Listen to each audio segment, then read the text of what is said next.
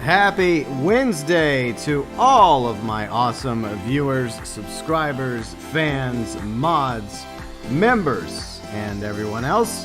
Hope you're having a great week so far as we get ready for another installment of the GB Cast. Untouchable Raider, Ben, Ram King, Dr. Anarchy, hello, how's it going? Good to see you all today. So we're gonna have a few things to talk about. We'll talk about the alpha for Diablo 2 Resurrected, Nintendo and Xbox signing up for the live version of E3, and a few other things that we're going to bring up as well. So we should have some guests coming in, and we will have them on the show in a bit. Luke's here as well. What's happening, Luke? How you doing?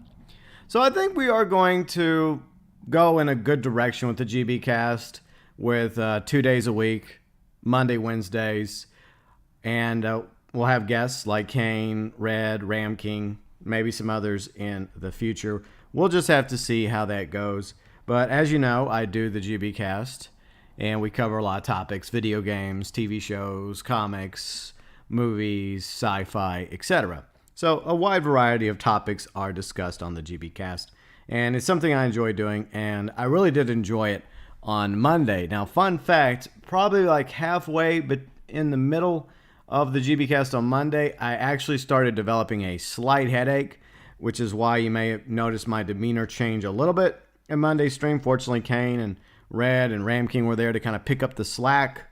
And it started off really small, but then kept getting worse and worse. Fortunately, after the stream, I chilled, I took some Advil, I relaxed a little bit. And by the afternoon, I was much better. It happens sometimes. It happens. Let's see. Red's here. What's up, Red? How's it going?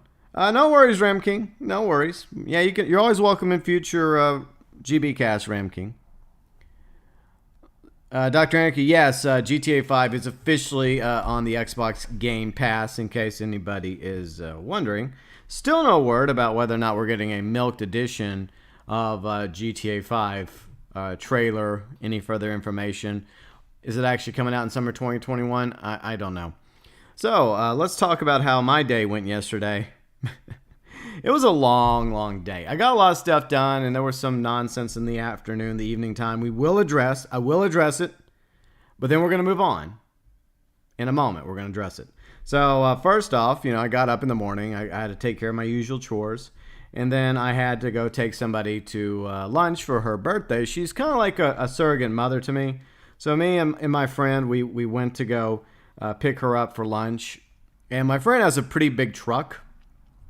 And she's trying to get into the back of the truck, right? And she kind of slips out of the truck. She hurts herself a little bit. So we were feeling really, really bad. Of course, we run outside the truck. We're checking on her. And, we're getting a first aid kit. We got some water and we cleaned her up a little bit. It wasn't as bad, fortunately, but I felt really, really bad, that happened. So it's always important when you're stepping into a vehicle, always be careful, always be mindful, because you never know when something as common as getting into somebody's vehicle may unintentionally cause you to slip and fall backward. I mean, it could have been way worse. So I'm grateful that it wasn't worse and that hopefully she's going to be okay. And what's interesting is when we pull up to the restaurant, right, to go to do her birthday lunch, there's an older gentleman like walking across the road, right? And he's clearly struggling. And, so we're feeling bad for him, and we're thinking about the fact that a few moments ago, she fell, my surrogate, and all of a sudden, when we're about to get out of the truck, he starts going backwards, and then he falls over. And so my other friend and I, we rush out of the truck, we run over there to check on him. His wife's all panicking and stuff. And so we help pick him up, right? We help pick him up, and we help walk him back to their car. And, and he feels embarrassed. I'm like, no, sir, don't feel so embarrassed. This happens. And she was feeling really bad for him, and so she said that she was just going to take him home for a bologna sandwich. And yeah, I mean, that just gives you some perspective right there, is that one day, if we live long enough, we're going to be like that, So always be grateful for your youth and for where you are. Appreciate that, and always be kind to others, especially the elderly. And I think that's a problem that society has today, is that they're not kind enough to those older generations. And I really felt bad for that old guy. I really wish I would have been closer, and I really wish I would have been able to catch him before he fell on the ground. But in the end, it's hindsight. It's all 2020. And it was just a timing issue. But at the same time, the lunch went okay. And we dropped her off. She went to go get looked at Quick Care. I think she's going to be okay. Hopefully that old guy was also fine. 2 separate incidents of people falling down. Very strange. But then I got a lot of stuff done when I got home. I paid all my bills. I'm old-fashioned, by the way. I do it all in, like, not all of them. One or two I do pay automatically, but a lot of it I pay it with the checkbook. I pull out the checkbook. Yes, I have a checkbook. I write the checks. I put them in the envelopes. I put the stamp on it. I address it. I drop it in the mail. And I also had like a $15 coupon to go get my truck's oil change done and the fluids checked and the tire pressures. So I decided, I'm going to go ahead and do that as well. So I went in and I took care of that. So I was happy about that because it was needed to be done. So I felt like overall Tuesday, it was Tuesday, right? It was a pretty productive day for me. Plus I was able to schedule another appointment for some work to be done at my house. So hopefully I'll get that taken care of on Monday. So Monday, there probably won't be a GB cast because I do have someone coming over doing some work for me. And I feel like that might be a little too distracting. I will try to have a video out on Monday instead. So just letting you know, the next GB cast will probably be a week from today. So we'll take Monday off and GB cast 20 will happen a week from today, FYI. So other than one thing in particular that we will be talking about, like I said, I'm going to address it once and then we're going to move on. And if anybody comes into the live chat asking about it, I'm simply going to point them to an earlier point in the stream today. So, but anyway, some of you are probably already aware of what I'm talking about. But anyways, I do appreciate all of you being here. See, Dr. Anarchy says Take-Two is going to be the E3 this year, June 16th, I believe. Yeah, it's going to be a digital event. And we will be talking about that in just a moment. A lot of other topics. Diablo 2 Resurrected Tech Alpha.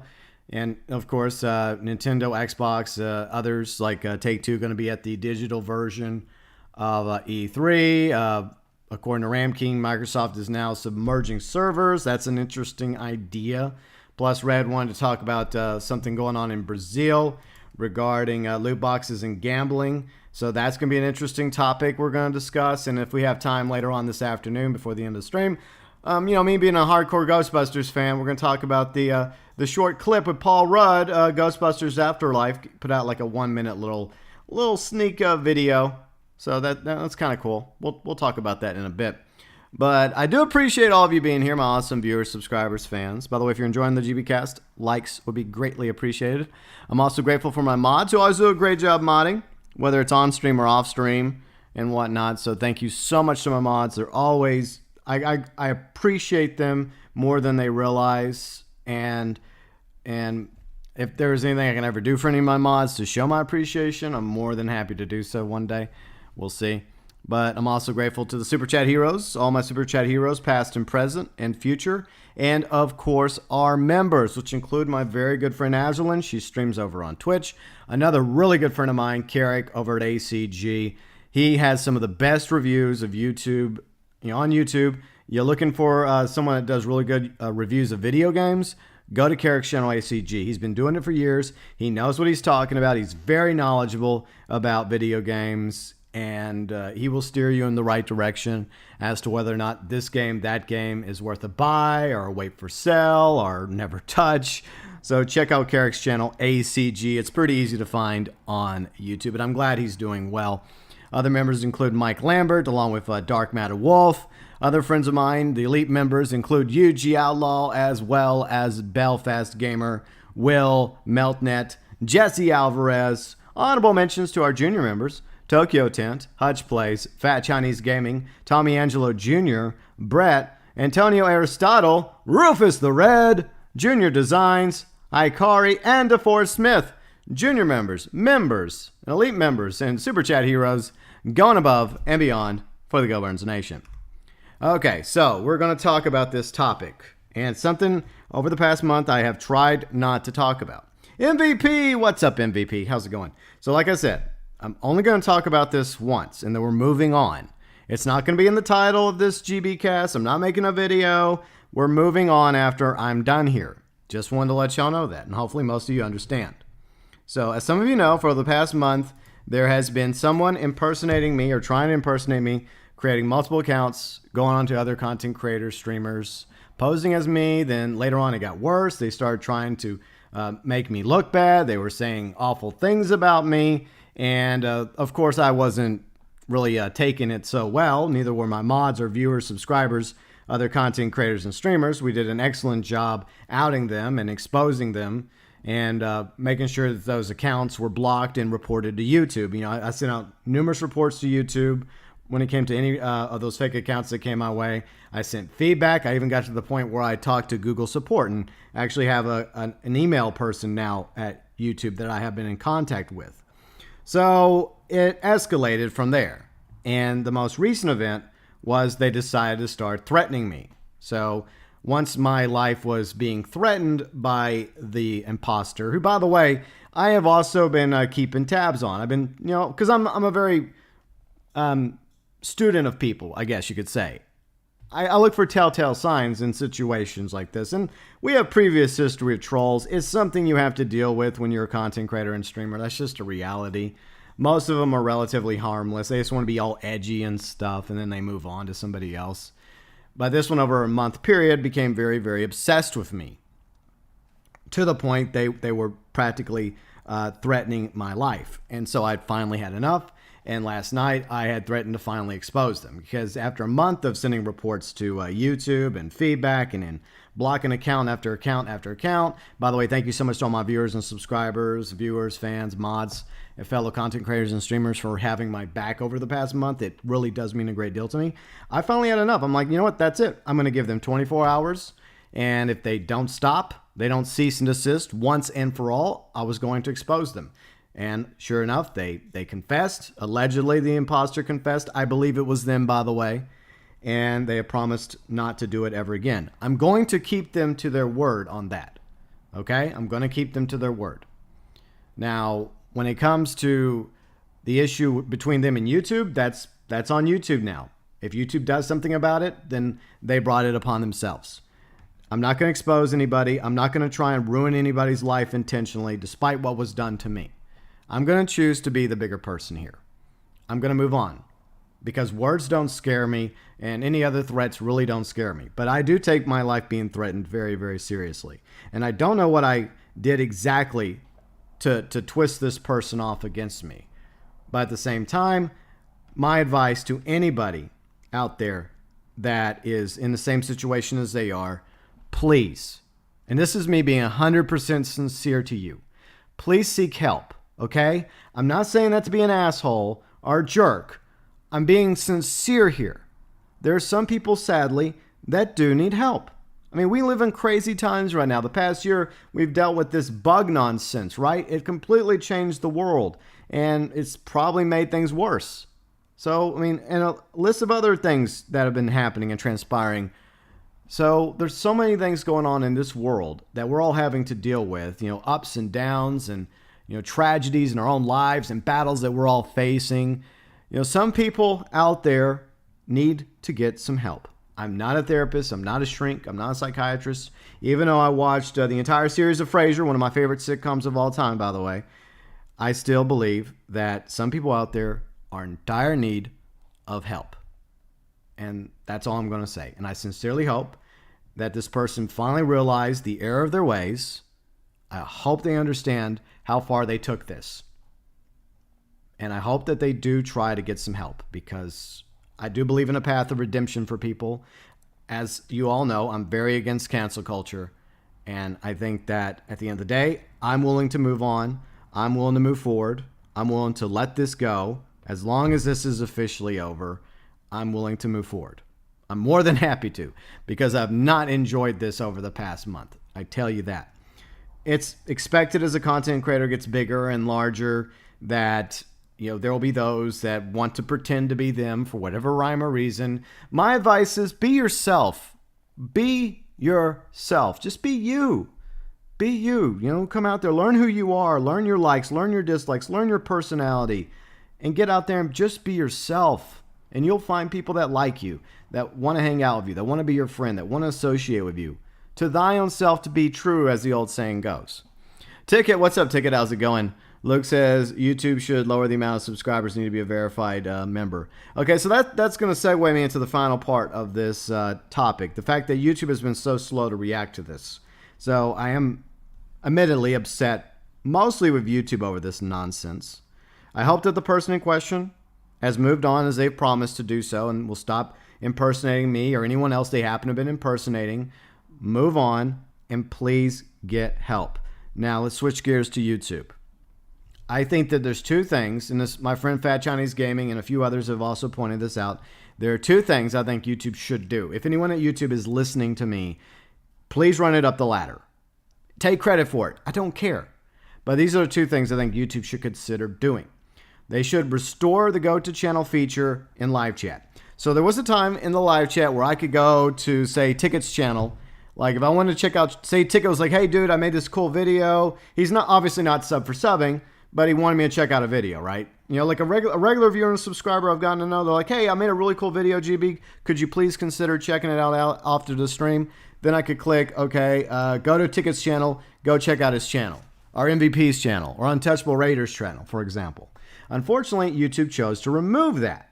I think they need to restore that for the streamer as well as their mods, in order to, you know, also make sure that the person in the chat is actually that person. And at the same time, there's always these opportunities when somebody stops by that's also a content creator and streamer, and you want to make sure it's actually them. And then if it's them, then you want to also promote their channel and their content, as well as viewers and subscribers. If somebody just happens to say, low-key, GB, I made a really cool montage video in Reddit online. I want you to check it out if you got a chance. Okay, I can go to their channel and I can save the video for after the stream. Then I can go watch it after I'm done. See, I think that there's a lot of reasons for there to be a go-to channel feature restored in the live chat. The other thing, and this is something Raider mentioned in the comment section. By the way, I do read your comments even if I don't reply. Give the YouTube partner channels a unique icon. Now, I didn't mean the check mark, okay? The verified channels, which have 100,000 subscribers or more, they have a check mark by their name. Most of you are aware of that. What I'm talking about is giving the YouTube partner channels our own unique icon, whether it's like a star, a dot, a smiley face, I don't know. The point is, I think that anyone that has reached YouTube partnership status should also have a unique icon. That way, we're more easily identified when we happen to be interacting in other curators' live streams. Because I like to do that. I have several friends that make content and stream, and I love to jump in. I love to talk to them. I love to interact with their viewers and subscribers. And I want them always to know that it's me, whether or not they've given me a wrench or it just happens to be me jumping in, or just some random live stream that's happening. And I just jump in and everyone automatically notices that little icon by my name. And they're like, okay, this is clearly, I don't know this person, but obviously they're a partnered YouTube channel. And also it'd be great if that worked for the comments section as well. Now the verified check mark, that works for live chat as well as for the comment section. Plus on the account of the channel. Like when you go to my channel, there would be, you know, an icon for it. Like that would quickly tell you that this is a, you know, partnered YouTube channel, similar to the check mark for verified channels. So those are the two suggestions that I have for YouTube. And I don't know if YouTube's going to listen. I hope they do. And anyways, Gooey's here. What's up, Bagman? How you doing today? So yeah, the subject is officially, I'm hoping, sincerely hoping that this matter is over. Done, finito, that we can all move on and that we can just give this person, whoever it was, by the way, I know who it is. I wasn't lying about that. I did not want to ruin their life. I did not want to destroy them, but I do want them to seek help. And I mean that from the bottom of my heart. I don't know what I did to turn them against me, because I know they were once a viewer. Maybe it was a smart-ass comment I made. As I've said in the past, I make smart-ass comments all the time. I joke with my viewers and subscribers. Maybe something I said was taken the wrong way. Okay? In the future, if I do that to somebody that happens to be a viewer and subscriber, especially a regular, I sincerely ask that you talk to me about it in private. My door is open in the DMs, Discord. Just say, hey, GB, you said something that I want clarification on. I think you were maybe a little too harsh. Maybe, you know, you hit the borderline. Maybe you went a little too edgy unintentionally. So that's all you got to do. if that was the situation, if that was why this whole thing happened, then all you had to do was come talk to me in private. And we could have hammered it out privately without this entire month-long imposter campaign against me. Because that's the last thing I want to do is turn any of my viewers or subscribers against me. I love you all. I want you all to hang out and chill with me during GBcast and Red Dead Online streams and all the other silly fun videos I make. So I never intend on upsetting any of my viewers or subscribers. And if I make jokes, it's because I've gotten to know you and I'm just being funny, or at least trying to be. So anyways, I think that we've wrapped up that particular topic, and I think we're ready to move on. So I hope that we have settled the matter once and for all. At least I hope so. I'm going to hold my breath on this for now, but I'm hopeful that this imposter nonsense, this saga, is finally over. And if it is, I appreciate that. Hello, Mesto. How's it going? Mesto, I know it is. I've decided not to ruin their life, and I'm just simply going to ask them to please consider seeking professional help, and I hope they do. So I think that's the end of that topic for now. Ruben, hello, Ruben. How's it going? Okay, so let's move on to where do we want to start? I guess we will start with, Diablo 2. We'll start there. Because you know me, I'm a huge Diablo 2 fan. By the way, we are now joined by Red. Hello, Red. How's it going? Oh, I'm good. Thank you very much. Cool.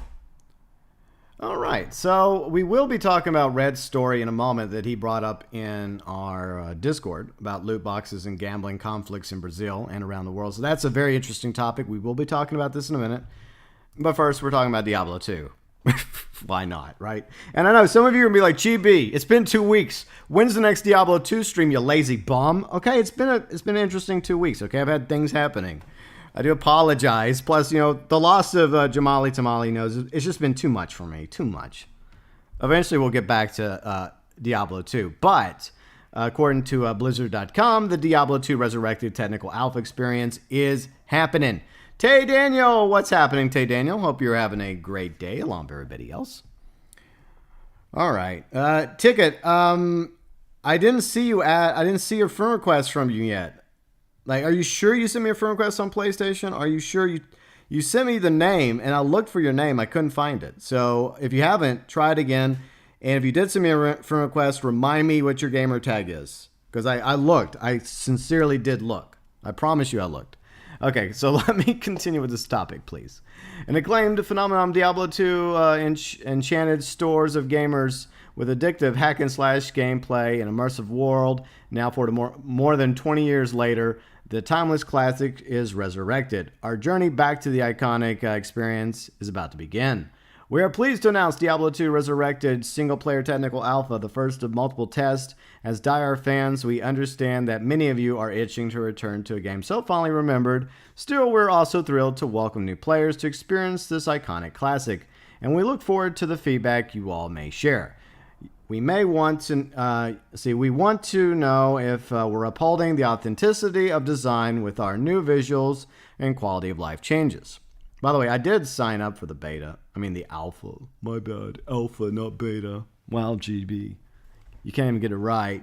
All right, so anyways, continuing. All right. So 2 months ago, the legacy of the Dark Wanderer was renewed. And All of Us, which is Diablo 2 Resurrected, was announced at BlizzCon Online. Most of us, popular PC game, one of the most popular PC games of all time, and its expansion, Lord of Destruction. It's making a modern resurgence in our lives. We can't wait for you to see the fearsome demons, brave adventurers, the world of Sanctuary, completely remastered, in and up if compatible with the platform, equipment, and present. See ultra high quality 4K 2160 graphics on PC consoles as well, while also having the ability to look through the lens of nostalgia by the press of a button. So as we talked about like a month or two ago in the video I made, you will have the ability to like switch back and forth from the updated graphics to the OG look of Diablo 2. So this is what I think is going to be available in this alpha build. You got Acts 1 and 2, so all these will be available. The classes available in the alpha is going to be the Amazon, the Barbarian, as well as the Sorceress. So they're going to have 3 classes available, and they're going to have a couple of different Acts 1 and 2. Sightless Eye, The Secret of the Vijari. Both of these are going to be available for the alpha for players to enjoy and play and test, whether as an Amazon, a Barbarian, or the Sorceress. And for the record, I signed up. And guess who didn't, as of right now, guess who didn't get picked? It's so sad, Red. I'm sad. Anyways, you know, it happens. But, you know, at least I tried. So, yeah, the real possibility of the fact that a lot of us have signed up, we're not going to be picked. But for those of you that did get picked, yo, lucky bastards. So there. That's how I feel. All right, so let's see. Starting tomorrow. So it's going to be tomorrow, 10 a.m. Pacific time. That's when people are going to be able to actually play and make videos and stream Diablo 2 Resurrected. Look, if I was blessed by Blizzard with a alpha code, I would be totally streaming that tomorrow. Yes, I would. So there's some Q&A, some FAQs. By the way, it's at Blizzard, but if you are curious and you want to know. So the technical alpha will run until... so it's going to be basically, what is that, 4 days? 8th, 9th, 10th, 11th, 12th. This is going to be 4 days of the technical alpha. And you'll have 4 days to enjoy Diablo 2 Resurrected if you were chosen, right? And it did mention something important that I wanted to double, triple check, right? In case I got picked. Are test participants permitted to capture, record, or stream Diablo 2 Resurrected Technical Alpha? Yes. Big, fat, juicy, yes. You having some iced coffee? Nice, untouchable either. I'm having some hot coffee. Well, don't take that the wrong way. No, that wasn't a GTA San Andreas reference, by the way. So there's a lot more FAQs here. But anyway, so I'm excited for people that are going to be able to play the alpha build. In fact, I'll probably go lurk and watch some people stream it. I hope it's good. I mean, from what I saw from the screenshots and some of the very short videos that they shared of us, that looked amazing. And I guess the technical alpha over the next 4 days, starting tomorrow, is going to give us a better idea as to whether or not Diablo 2 Resurrected will live up to our expectations, those of us that are Diablo fans. Or is it going to be another Warcraft 3 Reforged? So, Red, do you have any thoughts about this? Well, I never played Diablo. Like, I never. Like, basically, my first time seeing it was you. Because I never played it. Never heard of it. I never played it. Yeah. But I hope the best, you know. It doesn't come like with another shitty remaster. Mm-hmm. It usually happens. So yeah, I hope the best. I hope the best, and all the players that are looking forward for that. Yeah, I hope they enjoy it. Pretty much. Yeah, I hope that it does so as well. I mean, especially since, as some of you know, Diablo 2 is one of my favorite games of all time. And like I said, I will continue my Diablo 2 stream, okay? It's going to continue. I don't know if it's going to be Friday night or Monday night again, but we will continue through Loot Ghislaine. My plan was always to stream through it slowly but surely, Monday, Friday nights, either both or once a week or once every blue moon or so. But I'm still excited for Diablo 2 Resurrected, and yes, when Diablo 2 Resurrected finally comes out, as long as it's not utter trash, and say Carrick gives it a really good review. If Carrick at ACG gives this a rave review, and he says this is a must-buy, well, hell yeah, I'm going to buy it. I mean, who are we kidding? I'll probably just pre-order it. And if it ends up being a hot mess, well, I guess that'll give me a nice, juicy rant, a trip up to Mount Soapbox, right? Okay, so we're going to talk about a topic that Red wanted to bring up today. So, Red, if you want to take the lead, feel free and do so, or do you want me to read over the topic? Well, as much as I know, so before you read up, basically, yeah. we know everyone here is a big fan of loot boxes. Oh yeah, huge fans. We love those. So, like, nothing is more entertaining than basically opening and naming a loot box and get the common thing you got 17 times in a row. So it's just amazing. So happily, like a lot of nations around the world are kind of seeing that, like, hey, this is a problem, especially for the younger ones. As much as I know, I think the UK started all this, and and also places like Holland and all, and yeah, other places in Europe.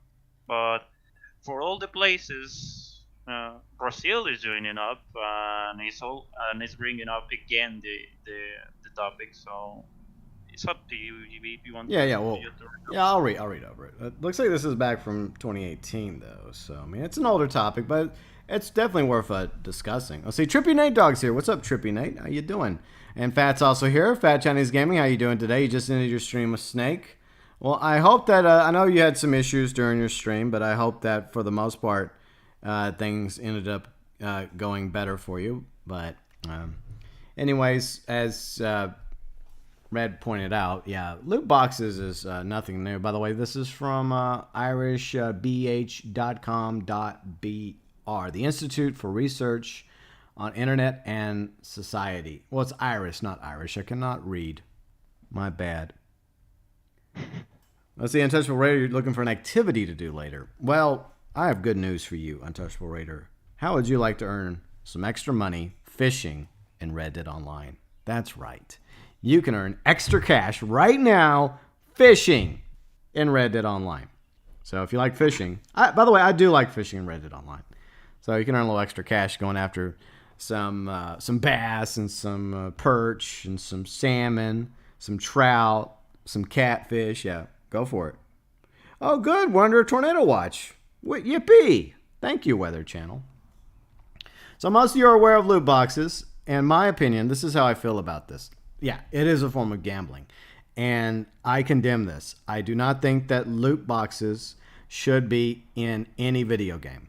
Especially when you have younger gamers that are so easily manipulated by, ooh, shiny, flashy loot boxes. Let me click on that. Let me go get mommy and daddy's credit card or grandma's credit card, you know? And then before you know it, I mean, I'm not making a joke here. This has actually happened countless times. You know, they're racking up hundreds of dollars or thousands of dollars in debt on their guardians' credit cards, or even like adults. You know, adults are also a victim of this because some people, you know, they just get into it. They really get into it. They don't realize it's a problem until it's too late. And they find themselves in debt because they think, oh, I'm just going to get like one loot box. I'll get that epic legendary item, and then they keep doing it because they didn't get it yet. They kept, like Red talking about, they kept getting the same damn item over and over and over again. And then they, well, to their horror, right? To their horror, they are hundreds of dollars or thousands of dollars in the hole.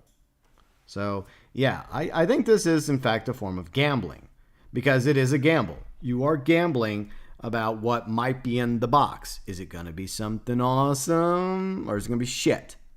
Most of the time it's shit. So, yeah. So I think that this practice, I think the good news is loot boxes are becoming less of a thing in online games now because of the outcry worldwide, and any other place that happens to have loot boxes in their games, they need to be removed. I mean, credit to EA Dice. They actually did the right thing when it came to Star Wars Battlefront 2. And the game significantly improved after that point. Of course, a lot of people, if you mention Battlefront 2, that's what they'll bring up. But the truth is, DICE did manage to turn Battlefront 2 around. Luke says, I'm okay with the concept of loot boxes and similar gambling mechanics as long as you can only buy them in the game currency. Oh, okay, yes. So like in GTA Online, for example, with the casino. Like, yeah, you can technically use shark card money in the casino, but Rockstar's a way of determining what money is in-game money and which game is shark card money. I guess it's all technical. But at least there, and just like in, say, like Red Dead Online, at the poker tables, that's in-game money. As long as it's in-game money that doesn't cost you real money, then I'm okay with something like that. Because it's not real money. It's just game money that you earned. Whether it's, you know, GTA dollars by robbing convenience stores, doing heists, contact missions. You want to use that money at the Diamond Casino and blow it at the blackjack table or on roulette? Fine. Or same thing at the poker tables in Red Dead Online. Fine. But I think, Red, when it comes to real life money, I feel like it's crossing the line. What do you think? Yeah, I got the same. I got the same with the Division 1. like I like the game, Hmm. and they promised no loot boxes, but they added those. Yeah. But yeah, it got some outcry on how it is, and now you can just earn the keys on from gameplay, but still you can buy the fucking keys on just upfront on the PlayStation Store. Yeah. But yeah, it's a form of gambling. I actually hate those. Like I'm not against microtransactions at all. Like if you Neither. need to do your money to do to record your finances after the game, go for it. I don't care. But when it comes to just using these crappy mechanics of oh yeah, and just get the same common shit that everyone gets, is that's scummy. And like I like it like the old style Rocket League that you can just buy a bundle and basically you have what you saw, basically Yeah. three cars and that's it. Oh, like my $5 I spent for Ecto One. Yeah, the Ecto one, yeah, $5. I still remember that. Yeah, but at least I knew what I was paying for, though. That's the difference. It wasn't like, oh, give us $5 and you might get Ecto One. Yeah, exactly. Like you said, it's how it is. Like at least you got what you wanted for Exactly. $5. So it's a good deal. But when it comes to just buying a shitty box and it's like and you expect to get the super rare item and no you get the same peasant skin of everyone else has, so yeah, that's quite scummy. It is. I agree. Snake's here. Hello, Snake. How's it going? Snake, you and Red Division win. When's it happening? Come on. one day One one day. day Come on. Schneikers. Look. Even if it's earlier in the day, I will wake up just to watch that. I will get out of bed early because you know me. I don't roll out of bed till like 8 a.m. my time. But if it's like, I'm sure even Red's willing to roll out of bed early for some Division. Yeah, Unless he has to work that day, then obviously he can't. But hell yeah. oh yeah, Fat says it's not loot boxes, it's surprise mechanics. Oh yeah, I remember that. Stupid. Samari's here. What's up, Samari? How's it going? All right, Luke says I play FIFA, and in Belgium they ban FIFA points that you have to buy. You can only get the packs from the coins you earn in the game. Maybe soon. Okay, so Snake and Red will just have to work on it, like what works for their schedule. So I hope you guys just DM each other. Just I guess whenever you guys get a day, that'll be a lot of fun. Even though I personally never got into Division, I do like watch other people play it. So I mean, I do like the fact that they. Oh, it's funny how people still love Division, yet Division 2 is kind of like a ghost town. But they did improve Division 2, after the launch, just like with Battlefront 2 was improved, just like Sea of Thieves was improved, and of course, like one of Red's favorite games he loves streaming is No Man's Sky. I mean, look how far No Man's Sky has gone. So I do admire developers, studios that commit to their game and they don't abandon it. Like Anthem. What was that? Oh, I had something in my throat, Red. yeah, no, that's I call it how it is. I forgot the studio. God damn it. Well, yeah, it's something like that. Yeah. Hikari says it's freedom of speech. Freedom to be robbed by these surprise mechanics. Oh, they're not Kinder. You know that's a funny thing. Ram King brought up Kinder eggs, but Red, do you know there was a time when Kinder eggs were actually illegal in the U.S.? I thought they were still. No, they're legal now because I actually saw them in the store like a year ago, I think. So up to like a year ago, like you couldn't get Kinder eggs in America. I guess it's because of the little toy in the Kinder egg, and I guess it was like a chokenazer or something. I don't know, but at the same time, like people would actually go up to Canada just to buy Kinder eggs and smuggle them across the border. I don't know. Wow. Okay. See, Brett's here. What's up, Brett? Taylor's here. Hello, Taylor. How's it going? Welcome to the GB cast. So we were talking about loot boxes. What's everybody else's hot take on loot boxes? Like I said, I believe it's a form of gambling, and I'm totally against it, especially if it involves real money. And just like Red was also discussing, like, I don't have a problem with microtransactions in general. I don't. As long as you have a way to actually earn the items legitimately in the game, or if they're being like straight up honest, like with Rocket League, the example that Red cited, they put out, say, some sweet cars, right? A car pack.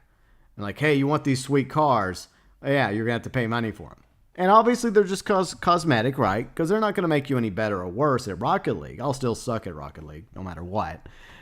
But at the same time, you know what you're buying. You know that you're going to get these sweet cars, whether it's Ecto 1 or the DeLorean, Time Machine from Back to the Future, Knight Rider, etc.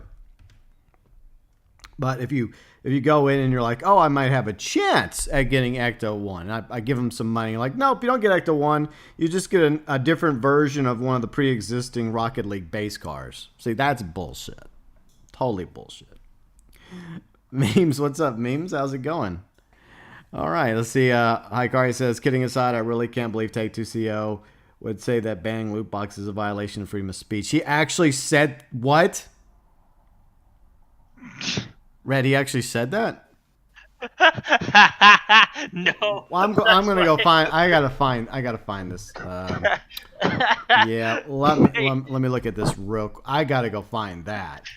All right. Was that our buddy Strauss that said that? Mr. Zelnick.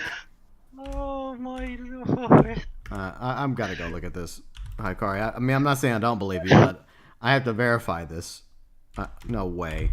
Was this recent?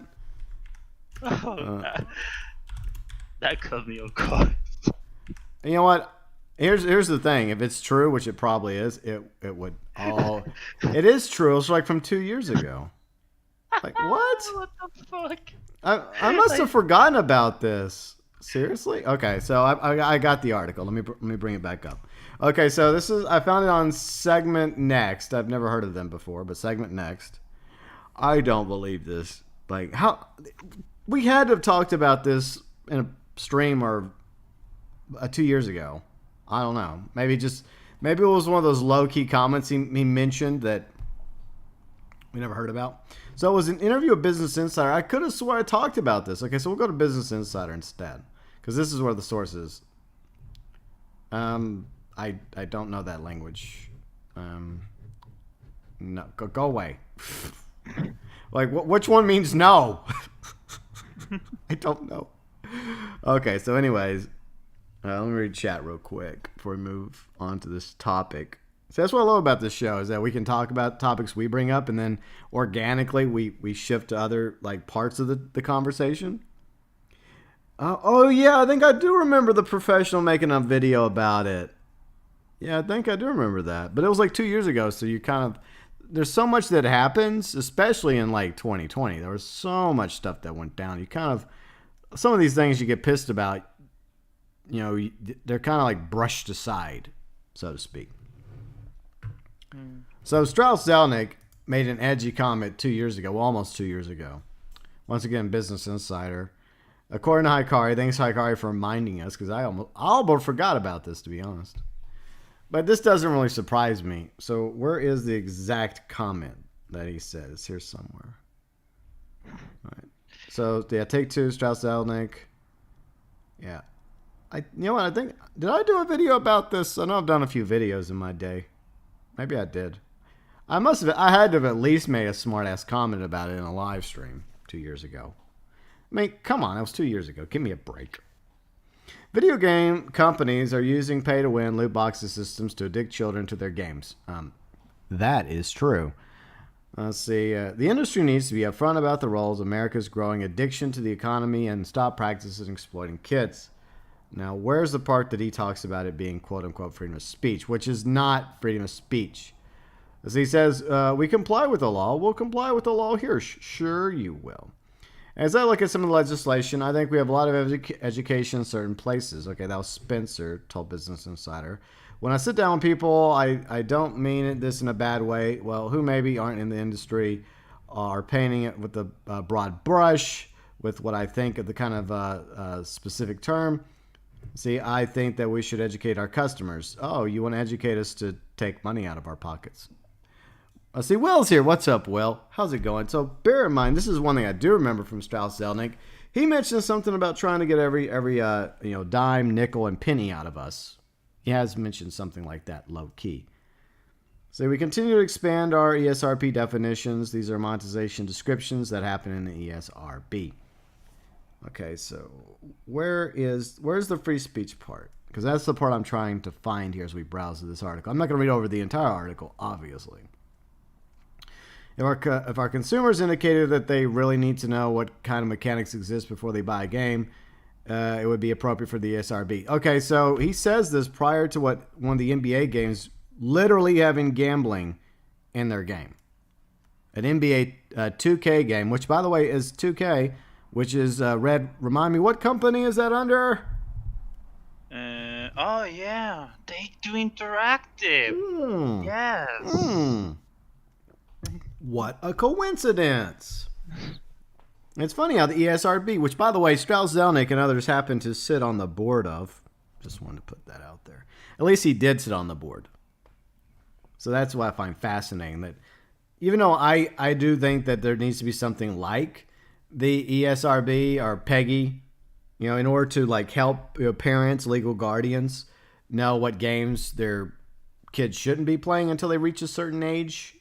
At the same time, when you have the gatekeepers, right, happen to be the heads of these publishers, developing studios, and they're the ones at the top of ESRB or PEGI, etc. And they're like having like those below them that probably can't see the forest from the trees, virtually rubber stamping like a basketball game. Say, oh, this game's E for everyone, E for everyone, E for everyone, because most sports games are E for everyone. And at the same time, disregarding the fact that there's microtransactions and loot crates and, case in point, an NBA 2K game, a form of gambling in it, that's when you know you have a problem. All right, so here, I think this is it. The U.S. government is not going to regulate what monetization mechanics exist inside a video game. That's not going to happen. That would be a horrible law in the country. That's the First Amendment. Okay, so fun fact for everybody that doesn't live in the U.S. Actually, this is a fun fact for people that live in America that may not be familiar with the First Amendment. The First Amendment protects many things. The right to peacefully assemble, freedom of the press, and right to free speech. None of these things are protected by what Strauss Zelnick is referring to. I just want you to know that. Having loot crates, loot boxes, gambling mechanics in a video game is not protected by the United States First Amendment. Sorry, Strauss. You lose. Good day, sir. All right, so that was. I'm glad that Hikari brought that up. Okay, so anyways, let's go to chat real quick and see what y'all got to say. And Red, do you have anything to add to this topic? It's, I guess, the same old bastards. Who is worse? The CEO of EA, I think is an Australian, Andrew something.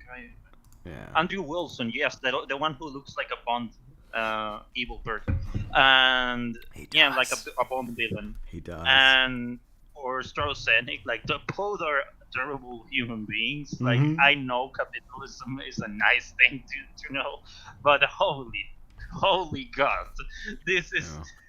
This is another level. Like, this guy doesn't know where the fucking boundary is.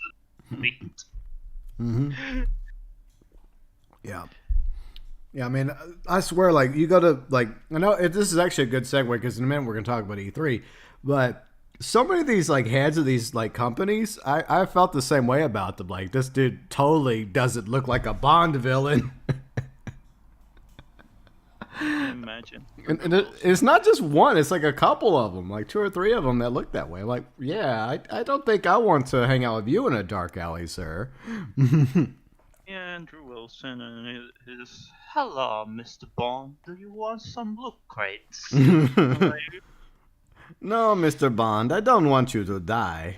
I want your money. As they scheme to take over the world through Spectre. All right, so where we leave off. Ramking says the guy even said the gamers are ready to pay $70 for a game. And unfortunately, you see what's happened. He even low-key said that. Gamers are ready to pay $70 for a game. And look what all the publishers are pushing now. They're pushing for $70 US games. It's happening. So, I mean, that's the problem when you have these people at the top of these companies, you know, of Take-Two, EA, Ubisoft, Activision, etc. You know, they all behind the scenes, I feel like they all, you know, are kind of working together towards objectives. And obviously the objective is to make as much money as possible out of the pockets of their consumers. Let's see, Snake says, how about you search for the advocates? Speech to UK government inquiry should be fascinating. I think I heard about that, Snake. I think I did. Let's see, Meme says, speaking of Nintendo, people are talking about Mario died. I think that was an April Fool's joke, I believe. The whole Mario died thing. I believe that's the case, Memes. I could be wrong about that. But I mean, the moment I saw that, like whenever like April Fool's is around the corner, I'm expecting, you know, nonsense like that. Y'all should expect that from me too on April Fool's, by the way. I'm just warning you. I've been doing it for 7 years now.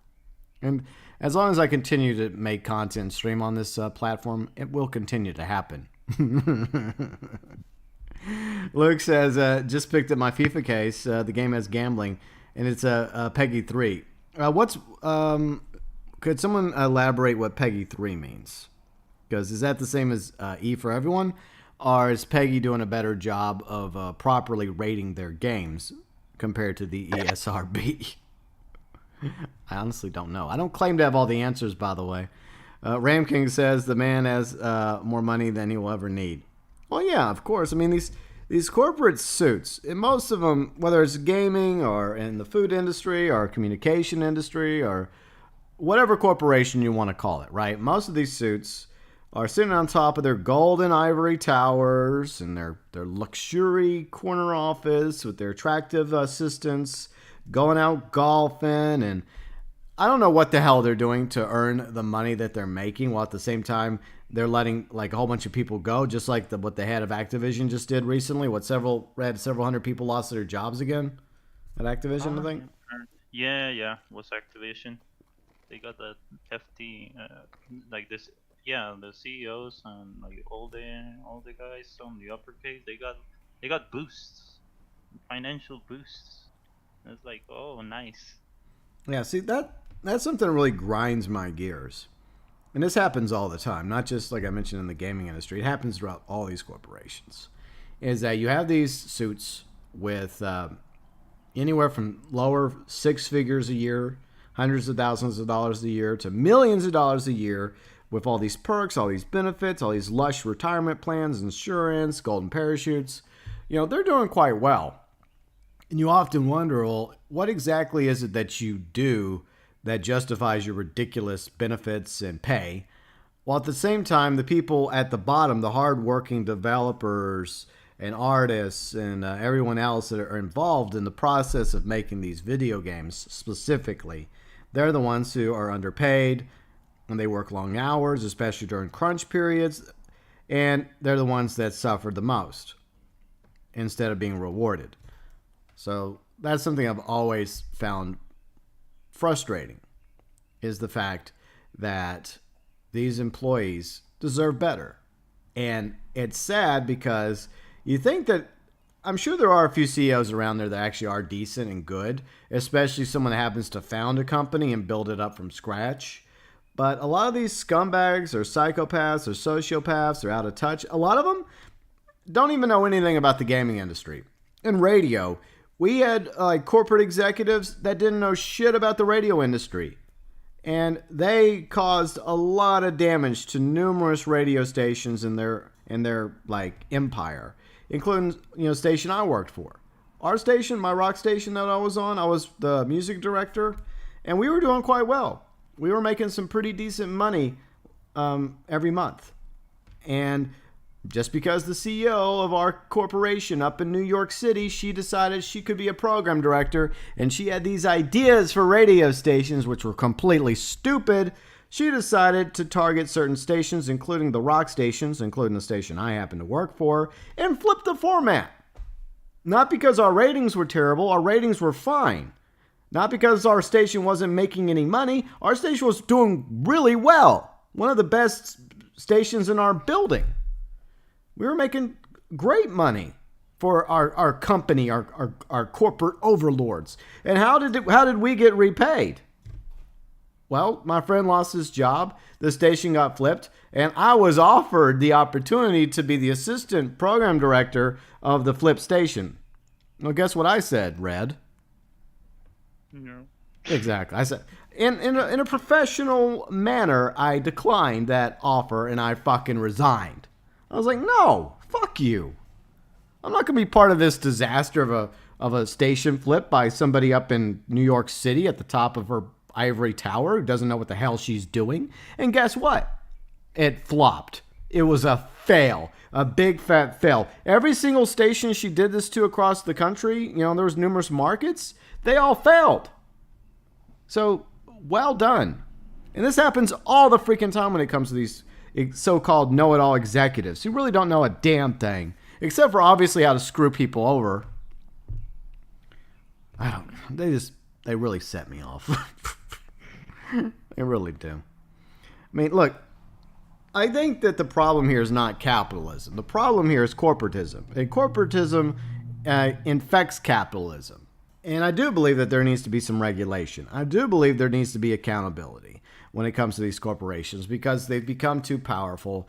And a lot of them are even more powerful than a lot of countries in the world. And that, in my opinion, is very concerning.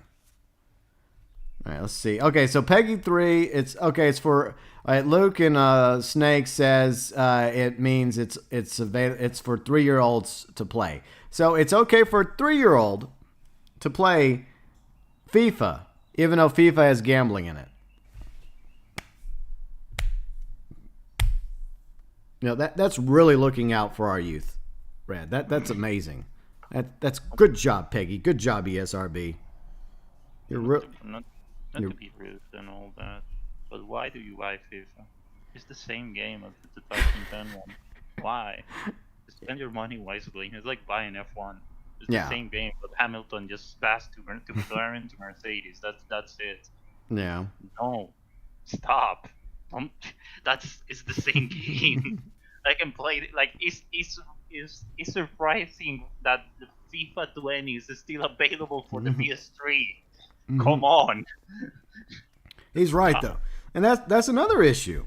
And this is something that Angry Joe has ranted about and raved about, specifically when it comes to like the NBA 2K series as well as Madden, especially Madden, is that Red's right. Almost all the time, unless it's like a generation jump, then they'll actually do some work. They'll actually do something. Not much, but something.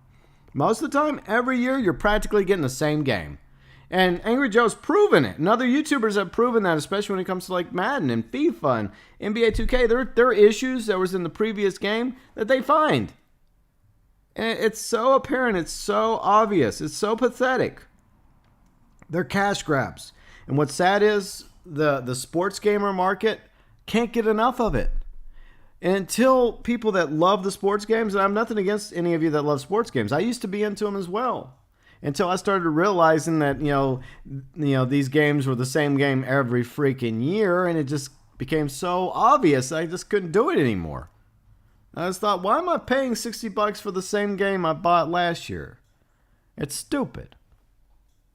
So ticket says, you got 15 sockeye salmons? Ooh, nice. Well, I mean, that's going to be a few bucks in your pocket when you go to the butcher. Because remember, extra cash at the butcher in Red Dead Online. Oh, boy.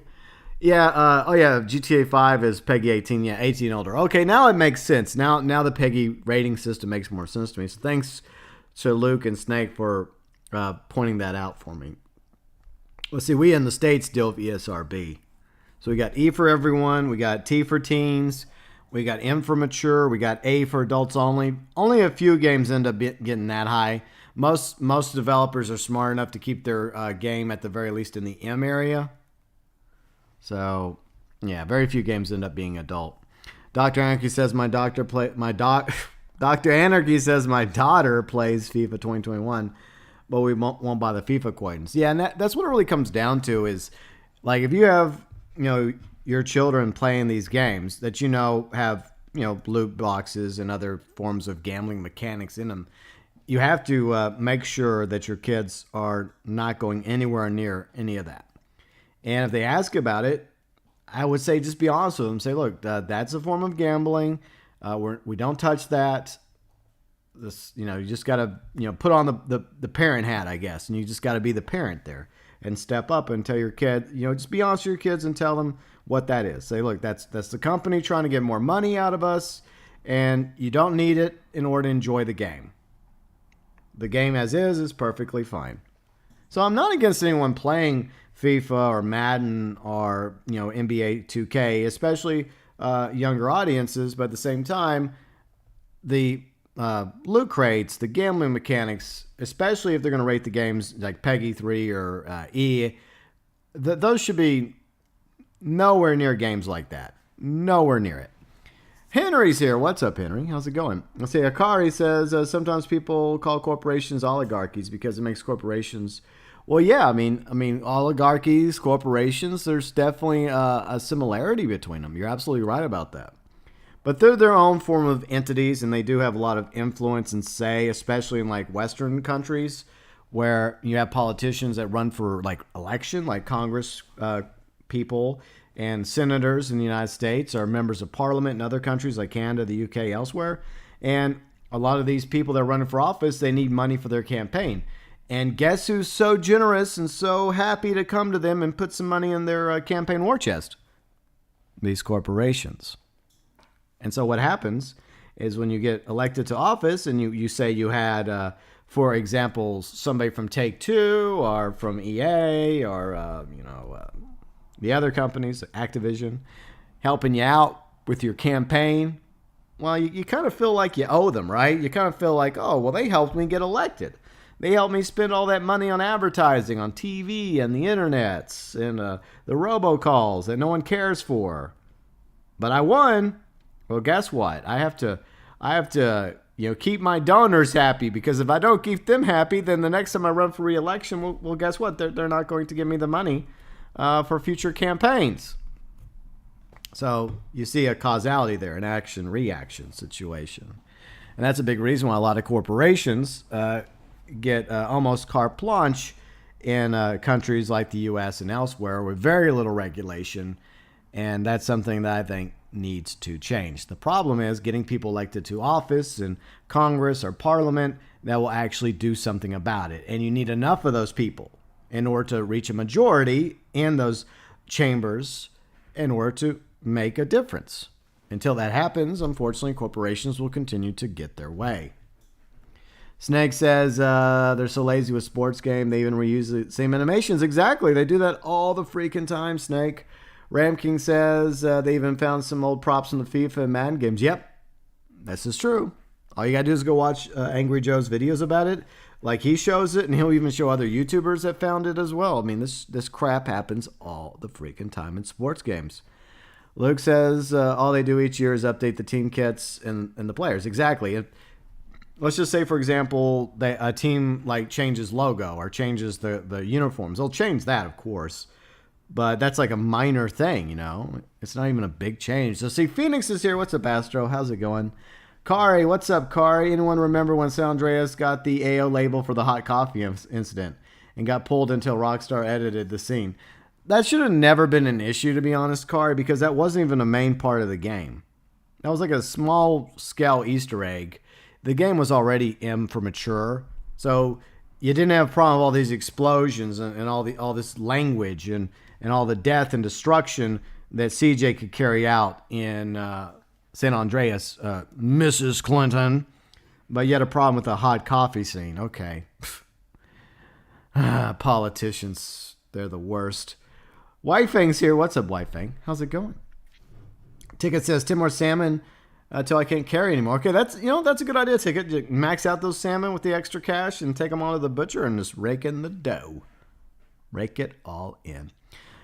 Tay Daniel says, I think these games should be at least rated T. Yeah, I think that could work. But at the same time, I think that the regulation should be tougher when it comes to the ESRB and the PEGI ratings. But like I said, as long as you have these very heads of these publishing companies and developer studios, on the board of PEGI or ESRB, it's very problematic for these entities to be independent. And that's what they need. They need to be independent. They need to be completely free from any sort of influence by the heads of these companies. They should be separate, and they should have their own say, and they should go in and weigh these games without ever worrying about having any sort of like reaction, negative or positive, from like EA, Take-Two, etc. Red, any final thoughts before we move on? Well, pretty much, yeah. All the things are said. Again, I don't. If you play sports games, it's cool. Like enjoy playing as your favorite soccer player in his different club after, but it's the same mechanic. I actually enjoyed FIFA, but it's for the glitches. Some of the animations are hilarious as fuck when they glitch out. Also, not to mention, I think we wanna. I don't. Is MLS the show, or I don't know, or oh no, yes, yeah, it's something from American football that Yeah. it has actual ads on the game. Yep, they That do. that actually Yeah. made me laugh Yeah, so I mean, hard. they're making money that way too. They got, like you said, they got like Coca-Cola placement or Pepsi or Taco Bell. And so obviously they're making money that way off these games by simply even in the background of these there's racing games like that. There's sports games like that. Oh So yeah, yeah. they're not doing that out of the kindness of their hearts, in case some of you were wondering. They're not putting Coca-Cola in there because, hey, Coca-Cola's cool, man. No. They're getting money from Coca-Cola to put advertising in their sports games or racing games. That's just a fact. Let's see. Hikari says, not going to lie, I wouldn't have a problem turning my backs on corporations. Look, I don't have a problem with corporations existing. I kind of get that's the world we live in, but I do believe they need to be held accountable. I do think there needs to be more regulation and control, you know? And I do think that the employees should be better protected. And I don't think that CEOs should have a right to just, with a wave of a hand, end up, causing 100 or more employees to lose their jobs for reasons. We were talking about loot boxes and gambling mechanics, Phoenix, before we move on to the next topic. And corporations, obviously, because it all connects together. See, Meme says I couldn't find a game that's rated A. Huh, that's interesting. I mean, every now and then a game will come out that's an adult-rated game, but it's very rare because it's just like an NC-17 rated movie. These entities, whether it's in Hollywood or like a video game publisher, they obviously want to sell as many copies of their game as possible. And they know that they're not going to sell as many with an adult-rated stamp on it. Like M and T rating when it comes to ESRB, yeah, they'll sell. And that's why a lot of them will try to get it as far down to E, because E's for everyone. And so everyone sees that E and they think it's okay for their kids to play, even though sometimes they're probably not okay. All right, so where do we leave off? Let's see, Dr. Anki says it's like the COD games every year. Well, I mean, there is some truth there, Dr. Anki, but there's also, I've noticed that they have worked hard to try and make some actual improvements to some of the COD games. People seem to love Cold War. They love the zombie modes in Cold War, like Riley, she loves Cold War. Kane loves Cold War. So there are people that praise it, and then they've had issues in the past, like I think with COD Ghost, I think had problems. I think. Yeah, like that's quite like that's a thing of the past. Like COD games are not like they're not that generic anymore. Yeah, I got it that Advanced Warfare and some others are really fucking bad. Like it's cool. Like I understand that, but when it comes to like the newer ones, Cold War is actually pretty good. The story is pretty interesting. If the board of PC wasn't that shit, I will be playing it non-stop. But it is what it is. Yeah. Yeah. But yeah, I think in that regard, I always try to be fair, okay? I always try to call things down the middle. And I do think that, the studios behind the COD series have done a better job, whereas the Battlefield series under DICE has faltered. So I'm hoping that DICE does better with their next Battlefield game, hopefully. I hope. Thanks to them, fucking Need for Speed got delayed, so I hope it's good. Yeah. I'm gonna go and eat my lunch. Okay. All right, Red. If y'all get a chance, check out Red's channel. There it is, right I'll be there. back in a minute. Okay. Red's gonna go have some lunch. I'm having my lunch too. A smoothie. Let me catch up with chat, then we'll move on to the next topic. By the way, I appreciate all of you being here today. If you're enjoying the stream, a like will be greatly appreciated. There will not be a GBcast Monday because I've got some work being done in my house. But next Wednesday will be the next installment of the GBcast. In case you're wondering when the next GBcast is happening, a week from today, hopefully. All right, so where we leave off. It's even shittier. Tried putting unskippable ads. Yeah, exactly, Ram King. You know, it's just they're trying to get every nickel and dime and penny out of us as possible. While at the same time, they're getting money from other companies, other corporations, in order to put advertising within the games themselves. So they're making pretty good money. You know, with as many hands as they can get money from. You know, from everybody, from us, from the other corporations. Luke says, speaking of ads in games, I saw a video of USC game. In the middle of the fight, a massive ad popped up. Exactly. This BS is just getting out of hand. All right. Hikari, you go a little crazy with the whole, like, if you were in charge. Yeah. But anyways, Hikari, you have a right to your opinion, just like you stated in Discord. And I respect that, but I disagree. Ticket says Warzone's broken because of modders. Yeah, I've heard about that, Ticket. I've heard that that's an issue in Warzone. It's another reason why I just don't really. I mean, I played Plunder a little bit, but I'm not really into battle royale, so it's not really for me.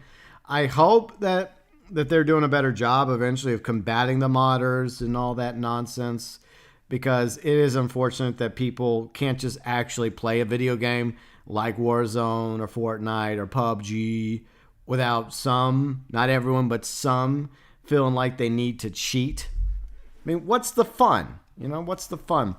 Yuji Outlaw's here. Hey, Yuji. You feeling all right, Yuji? How'd your appointment go? Good? Bad? I mean, if you don't want to elaborate on it, that's fine. You can just DM me about it.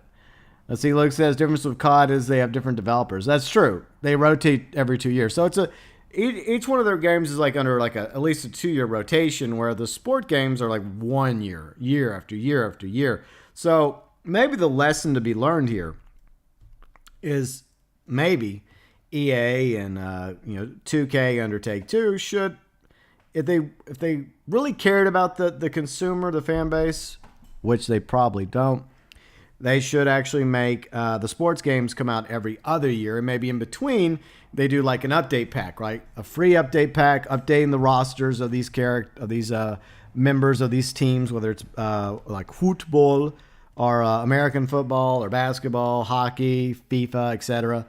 And then every other year they put out an updated version of the game, giving the developers more time to make improvements to the game, make it better, and not make it feel like a copy pasta every single year. That would be cool if they actually did that. Let's see. Phoenix, there was a wasp in your truck. I have killed 3 yellow jackets in my house already over the past few weeks.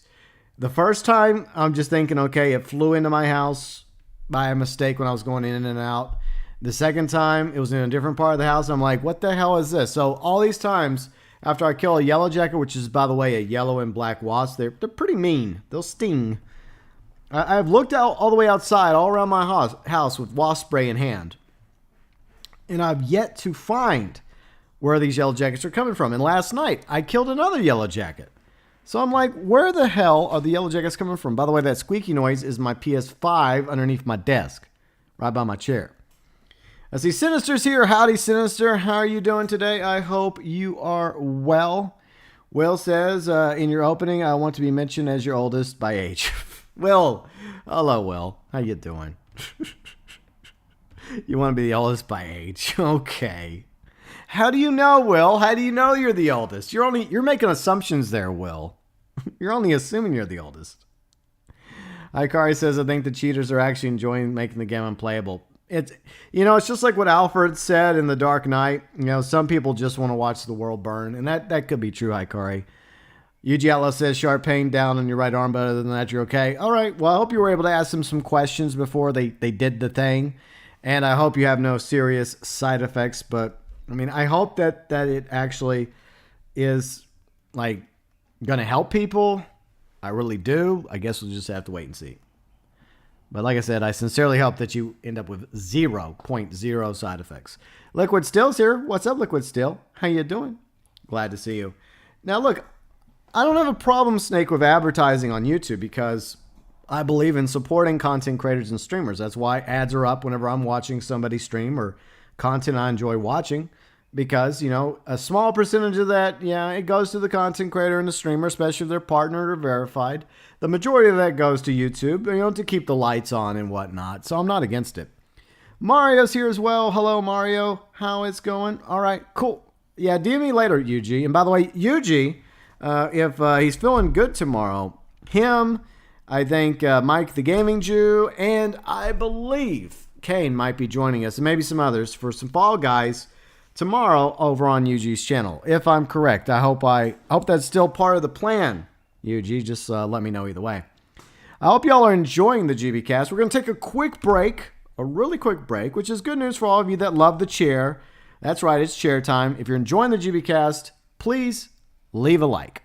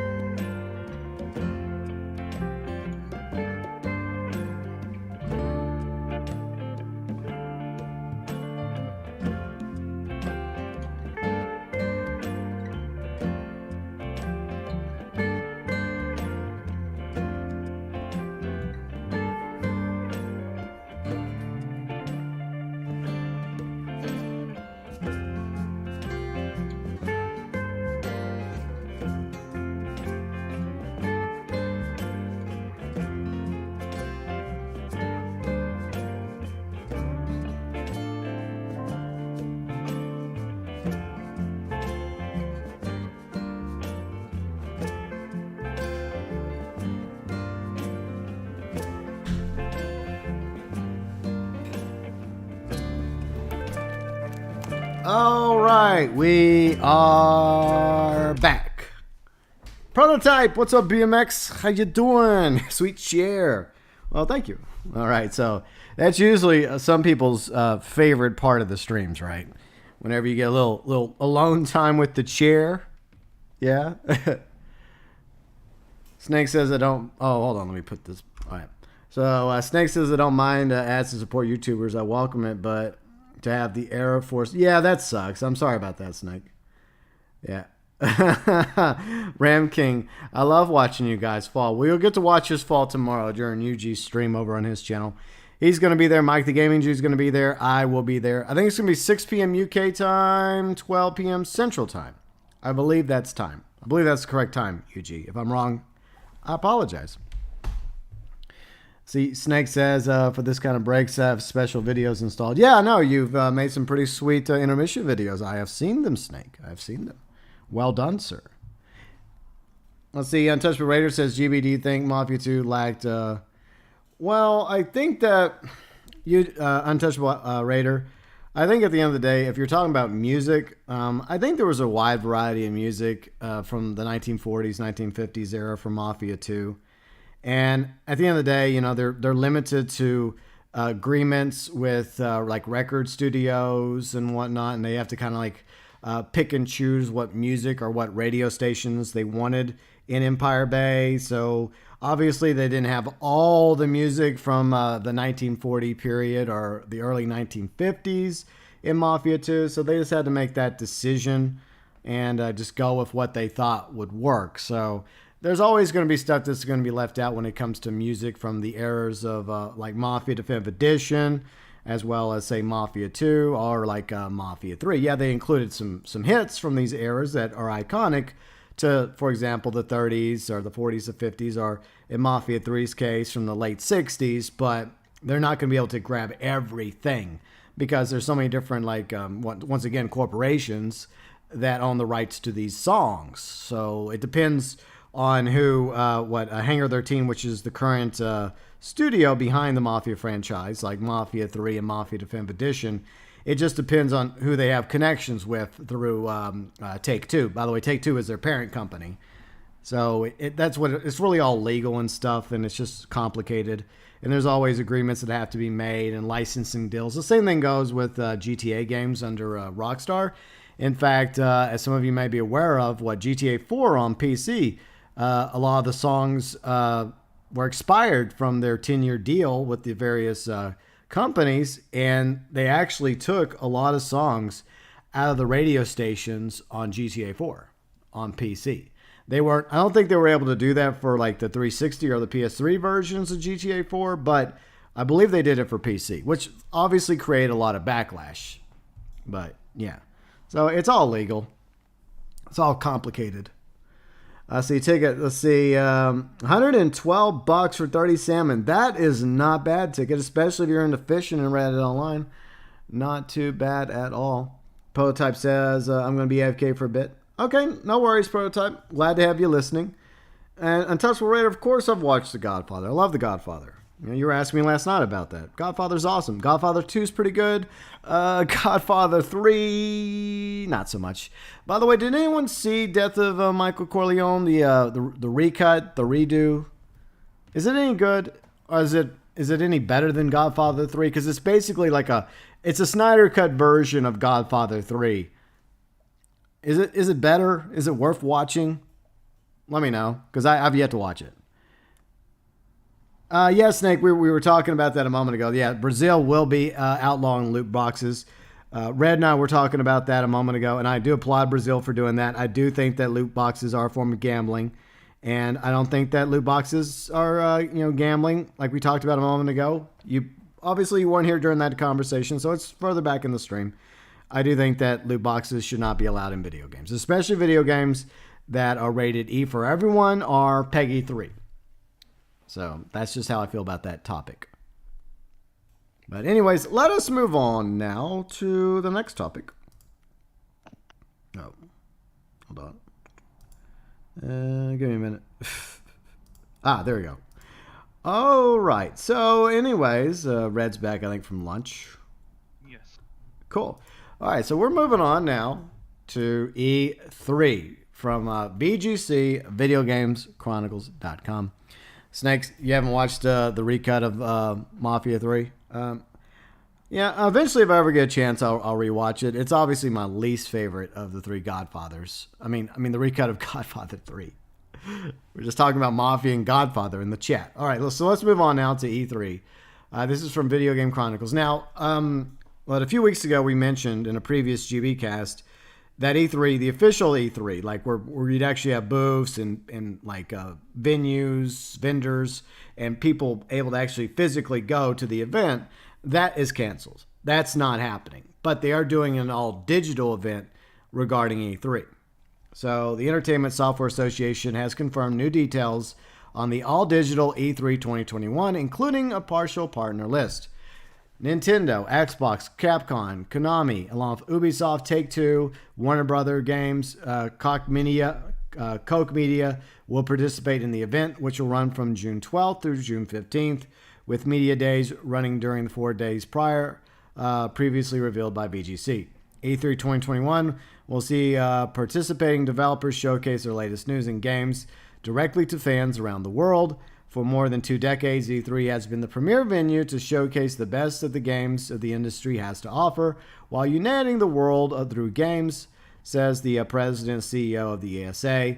We are evolving this year's E3 into a more inclusive event, but will still look to excite fans with major reveals and insider opportunities that make this event indispensable center of video games. Of course, Red, they want it to be indispensable, don't they? indispensable. Yeah. I know that it's fun, making fun of E3 and it's cringe because it has a lot of it. It's just amazing, but okay, I give them the credit of trying again to make it all digital and that. It's gonna be awful again, but Yeah. it is what it is. It'll still be awful. You're right. Yeah. Yeah, Ramking, that's the way I think it. Yeah, Koch is pronounced Coke, not as like Coca-Cola, but that's the way the Koch brothers. That's just the way their name happens to be spelled. But so yeah, we do have a digital version of E3.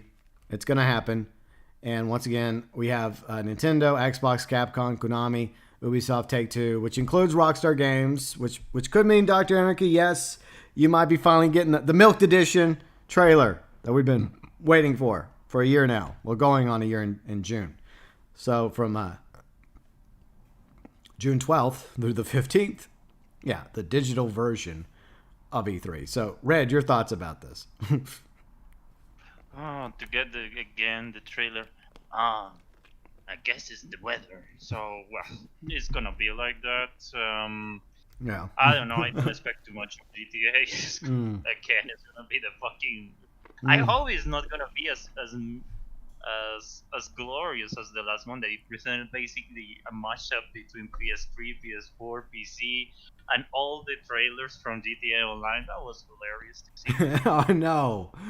And it got ratioed really bad. oh yeah, it got its Twitter it got ratioed pretty badly, but yeah. At the end of the day, it's fucking Take-Two. They don't give a fuck. No, that's what's sad. See, Paradise Gamers here. What's up, Paradise? How you doing? Can't stay long. Only 50-minute break away. Work. Well, I understand, Paradise. I hope you're having a good work day so far. I do appreciate you stopping by. Snake says, yeah, Koch Media, it's a German name. Yeah, it is. Konami should not attend. They're only making pachinko machines. Snake. It's funny because it's true. But I'm surprised, though. I'm actually surprised that Nintendo's back on board for this because I thought they had decided to do their Nintendo Directs. So that part I'm kind of interested in. Now, when it comes to Xbox, I think came out openly a year or so later, like bragging and boasting about how they were going to continue to be part of E3, even though like Sony said they were going to just do their own thing from now on. And it doesn't really surprise me Capcom, Konami, and Ubisoft will be part of E3. And then, well, Take-Two, okay, yeah, Take-Two has a history of E3. It doesn't necessarily mean Rockstar will be there because Rockstar is kind of, well, it seems like Rockstar is its own thing, but the truth is it feels like every year it becomes a lot more difficult to tell the difference between Rockstar and Take-Two. But traditionally, Rockstar usually doesn't care about these events. They just do their own thing. So it's possible that we may have another Rockstar Games announcement at E3. It may happen. It probably won't happen. But at the very least, since Take-Two's there, you know they're going to be doing some 2K stuff. They may do some Hangar 13 stuff if they're working on a new project.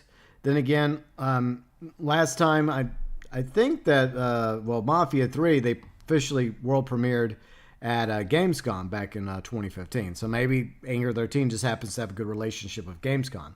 But E3 is maybe the bigger of the two, and maybe that's where they would prefer Hangar 13 promote the next game if there's a new game. Of course, like Warner Brothers games, they got a few games they're working on. We already know that Gotham Knights is delayed to 2022. Still no idea about Rocksteady's Suicide Squad game. Is that still happening in 2021? That is a very good question. And Koch Media, I have no idea what's being made under Koch Media. None at all. Whiskey Jack, what's up, Whiskey? How's it going? Luke says, never cared for E3. It's exactly the same as every other convention. Yeah, let me get chat back up real quick. We'll see. Snake says E3 once was the event. Now it's one of the least mentioned. Tokyo has a way better one. Yeah. So here's the thing, Red, that I find hilarious is the fact that, as other people point out, E3 was great in its day. But because of the age of the internet, because of live streaming and the quality of live streaming now, and you got YouTube, you got Twitch, you have all these different companies like Sony and like Rockstar Games and so many others, they have the ability on their own to promote their products, their games online without any help from E3. And they can do just fine. So I really do think that E3 is just once again showing how desperate it is to remain relevant. By the way, hello, Ben. Suicide Squad is a 20. Okay, so Suicide Squad was also delayed. Was it always meant to come out in 2022? I think you might be right, Ben. But anyways, Red, your thoughts. I hope Bethesda comes in. Like, they always bring the most stupidest and funniest thing ever. So yeah. Please, Todd Howard, come to E3. Yeah, but well, I mean, yeah, Xbox is mentioned, so Xbox Bethesda is now under Xbox, right? So, yeah. Now they're So yeah, they're now underneath the Microsoft banner. So 16 times the detail now. Yeah, could you see Todd Howard being like I don't know, I don't want to get all kinky and stuff, but you can see I don't even want to go there. The head of Microsoft just like pulling him out on a leash. Oh God! Now 2 tricks for us. Good job, Todd. God. I wonder if we'll actually get an announcement for like maybe an actual trailer this time for Elder Scrolls 6.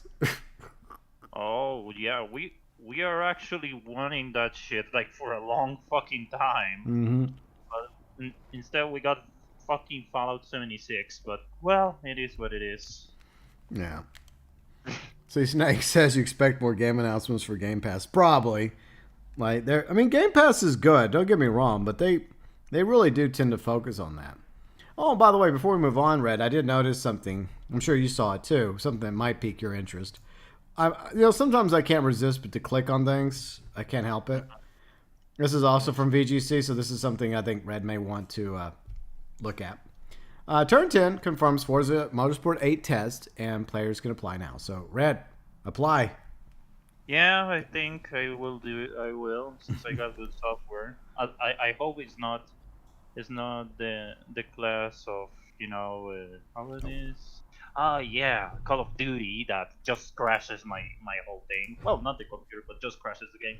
So yeah, maybe. Well, I'm glad Motorsport is back because I was fearing that Horizon will be basically the new queen of the thing. So it's like, well, but I'm glad the sim is back. Yeah, see, Untouchable Raider says, wish we could have a second character in Red Dead Online. Yeah, I agree. I hope that eventually Rockstar does that. I mean, that would be something that a lot of the fans have been wanting. One of there's a nice long list of things we want, but one of those is for players to have a secondary character, but maybe one day. Turn 10 confirms Forza Motorsport 8. This is from VGC once again. So I do love the Forza franchise, and that was something Red and I were talking about the other day, is the fact that Turn 10 goes back and forth between Forza Motorsports and Forza Horizon. And one of the ideas we had when we were talking was, well, why don't they just take like the best of Motorsport and the best of Horizon and simply just put them together, right, into one game, into a Forza game? I mean, that's what I think they should do, but that's just my opinion. Turn 10 has announced it will soon be inviting players who register to be part of its Forza Motorsport feedback panels to play as part of the next game. Let's see. Tuesday's closed player test will be the new phase of Turn 10's development, new approach, which seeing its development in-game close collaboration with the community. The Forza panel, which players they can apply to join. By the way, this is over at VGC, in case you're wondering. So far, I've seen players answer surveys and join the discussion in order to aid the development. In addition to these Forza panels, we actually have been running weekly playtests within our Xbox Game Studios and getting a lot of data and feedback on how the game's progression and how really fine-tune our details to get the right racing type for everyone. The new news is today we'll soon be able to share to our people our Forza panel. So I feel like, Red, one thing that will be announced at E3, and I'm willing to put some money on it. I'll put $1. is that Forza 8 will be officially announced at E3. What do you think? It's potentially possible. Like, I hope that doesn't kill in the answer of we need also what it is TDU Solar Crown. I'm looking forward for that one. The TDU franchise going back. So yeah, I hope like that it results in a good sim can give a good competition to Assetto Corsa and like the new hot stuff in terms of simulation. And hell, maybe Sony in its own conference is gonna give news about fucking GT7. Yeah. But well, it's Sony at the end of the day. True. Yeah, good luck with that. Exactly. See, the only way to get your hands on this part of the new Forza Motorsport titles be part of the panel. We're going to continue to plan this type of testing as we go into the months ahead. So months ahead means they probably are planning a fall release for Forza 8. So that's most likely going to be announced. My theory is it'll be announced at E3, which makes sense since Xbox is involved with E3. And Forza is one of their more popular exclusive titles. I hope you guys are excited about that. I can't wait to share with all of you. The team has been waiting so patiently to be able to do this well. It's been so long. It's been a long road to get here. So I just wanted to welcome you officially to this new phase of our development. Okay. So yeah. So we'll find out more about Forza 8. We're going to find out more about Forza 8, Motorsport 8. And then they say Forza Horizon 5 could release for the Xbox Series X and S as soon as this year. So they're already working on that too. Which does make sense. But at the same time, I'm always curious about why I guess it's kind of like COD, you know? It's like they have to have two different versions of Forza when at the end of the day, they could just simply just combine them into one Forza game and have like the tracks from Forza Motorsports and also the open worldness of Horizon with different maps like the UK, Australia, maybe previous maps brought together that you could like travel to. That'd be kind of neat. Well, that's just speculation on my part. Yeah, that could work, but the thing is because the simulation community and the arcade one, that is Horizon, they're pretty fucking different. When it comes to sims, like it pretty much is the real feeling. Like if you're driving, for example, like for Red C7R, you want to like feel like you are actually racing the real thing. Yeah. Like I won't be surprised if M8 results like with really strong mechanics and you need a wheel and all that. Like it's basically focused on those type of person. When it comes to arcade, like it's just more relaxed and just driving around in free roam and maybe just the races are really shitty in my experience. I know because I played the crew 2 a lot. But it's more chilled, but because those are so they're just in the extremes, you can combine those. Because I saw this clip of Jimmy Broadbent that is basically one of the best, one of the most popular sim racers, and he's basically making fun of the Crew 2 version of Laguna Seca. Yeah. And it's like the guy is just blasting they're basically hating the whole thing and saying that the corner is not like that the corkscrew looks like shit, that this is not the right corner, and that happens. Like I have this guy who plays F1 2020, and someone did the Canadian GP on GTA, and he was basically blasting it because I think the final corner wasn't exactly the same as the real Grand Prix. So that's the thing. Like at least arcade ones, you can like if you do on one of the tubes, you don't give a fuck because it's free roam. But when it comes to sims, and combine those two is gonna be a bad idea. Yeah, that's why. Yeah, no, I mean it could work. If they did it right, it could work. But if it failed, it would be a disaster. So at the end of the day, it may be for the best that Turn 10 continues to keep them separated. I mean, like I said, I always have ideas. It doesn't mean all my ideas are good. I'm very self-aware of the fact that sometimes I have bad ideas. And sometimes I'll take a bad idea and I'll make it an April Fool's video. See, Dr. Anki says, crap. Dr. Anki says, damn it, let me drink some water real quick. Hold on. I just drank some. All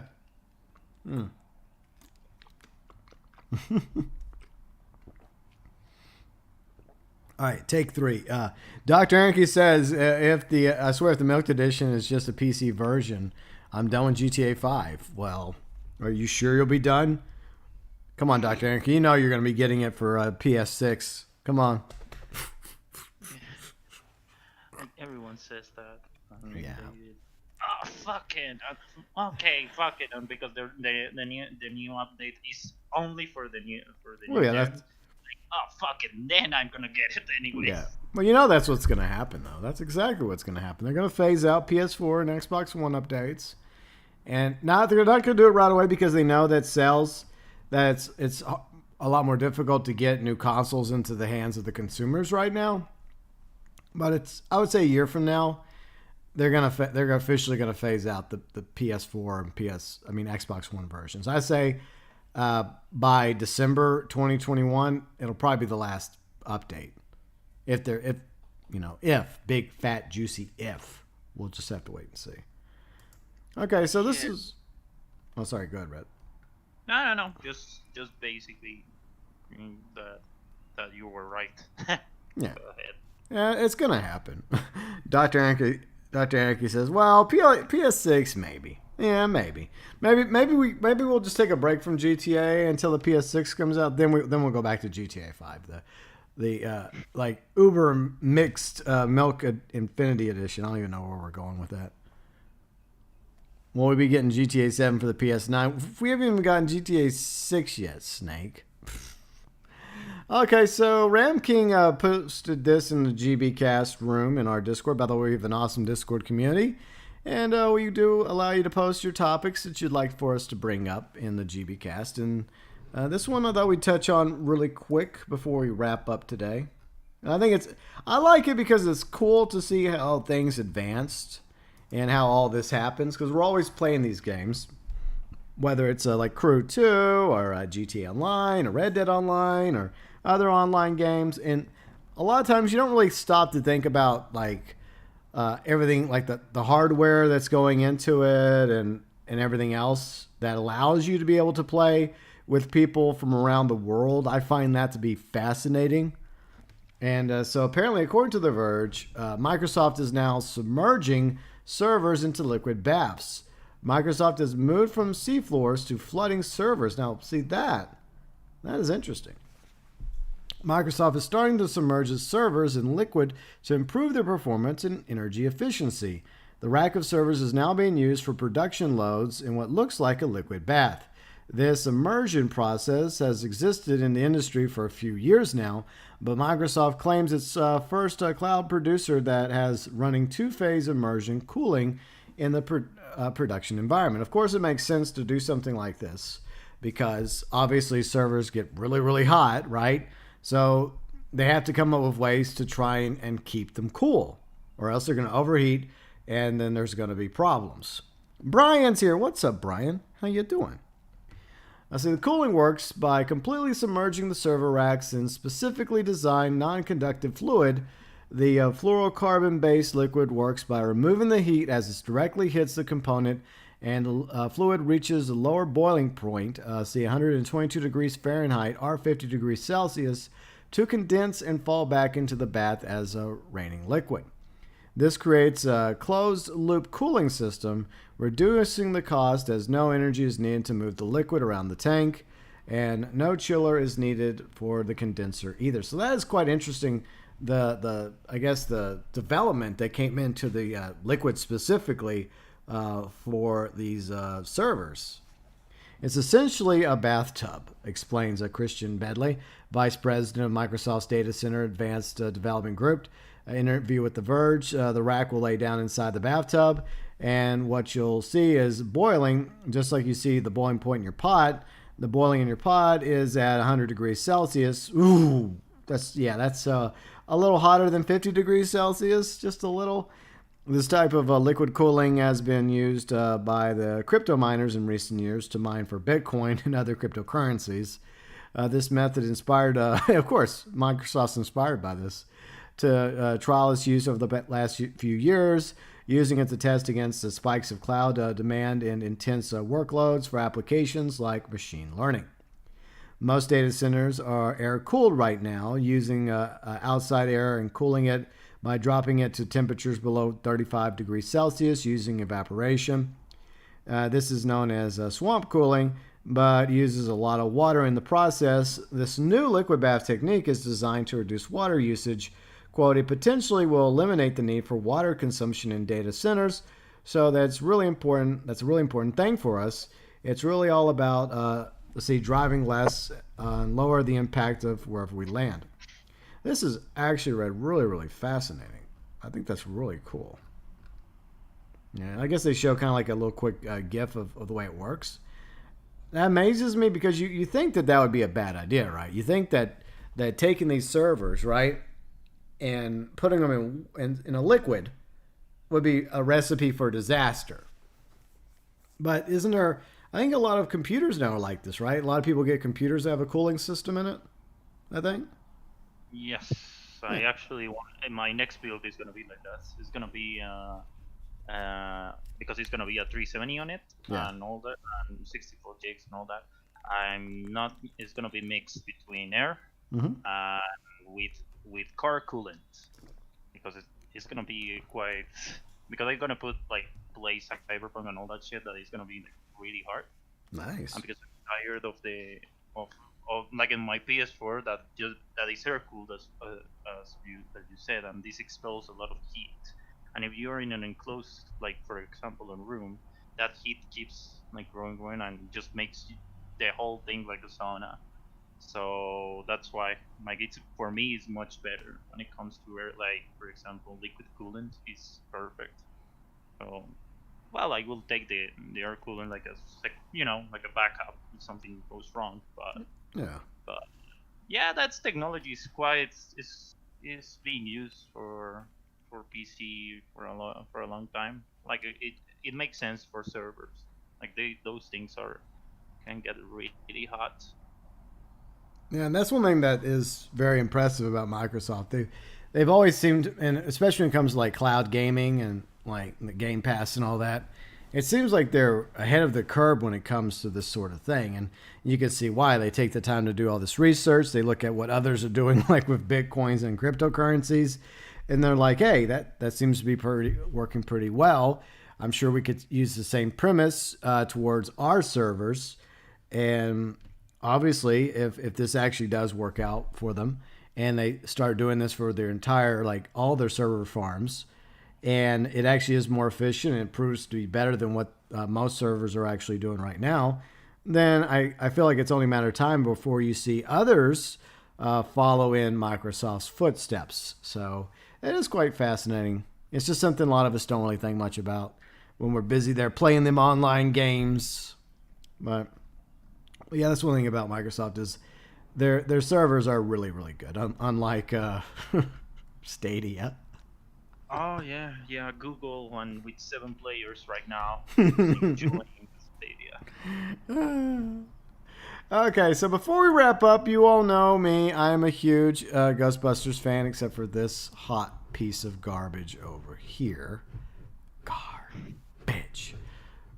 The original Ghostbusters movie is easily one of my favorite movies of all time. It's funny. It's scary. It has great music to it. The special effects, for the most part, still hold up, even though they're from the early 80s. I love the characters. I love almost everything about the original Ghostbusters movie. The sequel was okay. Ghostbusters 2 was okay. It wasn't as good as they were promised. But then we got this Ghostbusters in name only abomination in the top right-hand corner. But then, years ago, we got a teaser trailer from a sequel to Ghostbusters 1 and 2 by Jason Reitman, and his father, Ivan Reitman, and it also includes some of the cast of the original Ghostbusters. Dan Aykroyd, Ernie Hudson, Bill Murray's supposed to be in there somewhere, and I think Annie Potts, who played Janine. By the way, Janine is the name I give to a lot of my characters. Basically, Janine is named after Janine from Ghostbusters, in case you all are wondering why I use Janine, because of my love for Ghostbusters.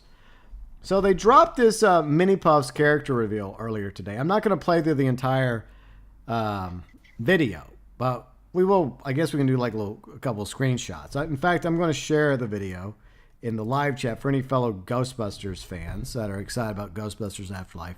Now, Ghostbusters Afterlife was supposed to come out last year.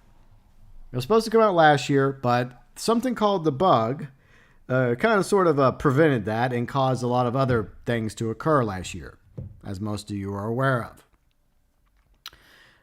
But hopefully, Ghostbusters Afterlife will be out this coming fall, and I'm definitely going to go watch it.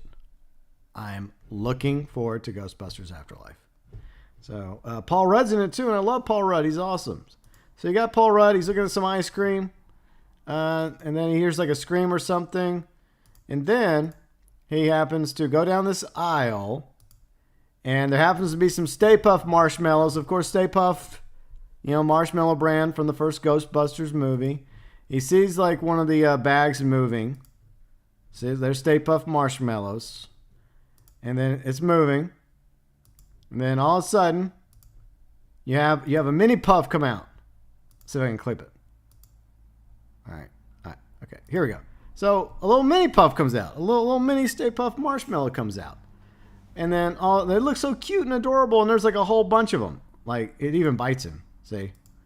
But then all of a sudden a whole bunch of them show up. And they start roasting each other. So they look kind of adorable, right? Like, I mean, look at this. They're like little gremlins, right? So, so you got little mini puffs. They're going to be in Ghostbusters Afterlife. Admittedly, not exactly what I was expecting, but I'm hoping that this is just like a small taste of what we can expect and hope for in Ghostbusters Afterlife coming, hopefully, this fall to theaters. I just thought I would show that off real quick. So they do look cute, though. Much cuter than their big brother from the 80s, right? Yeah. Anyways, let's read chat real quick before we wrap up. See, Hikari says the new Ghostbusters movie feels a little too late. Should have been made years ago. Wouldn't be the same without Harold Ramis. Yeah, it's sad that Harold Ramis, who also was one of the writers along with Dan Aykroyd in the Ghostbusters franchise. He didn't just play Egon.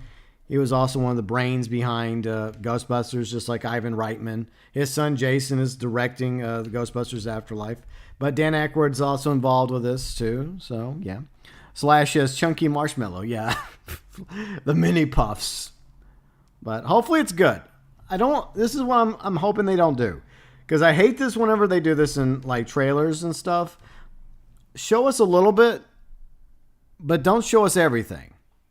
Show us a little bit. Because you already have, like, hardcore Ghostbuster fans like myself are excited about this. Especially after the abomination of Ghostbusters in name only back in 2016. Because this is actually going to be connected and pay homage to the first two Ghostbuster movies. So that's what I'm happy about. But anyways, I hope it's good. And the Stay Puffs look cute. They look adorable. They look like they're up to no good. They look like they're, I don't know what's going on with them, but it's kind of funny though. But we'll see. We'll see if there's more to them than just a few seconds scene in this store with Paul Rudd. But who knows? See, Ramkin says GB avoiding that copyright. Yeah, well, I try to. So that's why I was trying just to do screenshots here and there. And that way I wouldn't get a copyright claim. But anyways, before we wrap up today, Red, what do you got going on with your channel? Well, yesterday we did the Crew 2. And oh, yeah, the hovercrafts. Yeah, I hate that. I hate hovercrafts. Like, they are abominations. They are the worst thing ever done by humankind. I hate them. That's what it is. I still hate them. Like, one day I will love them.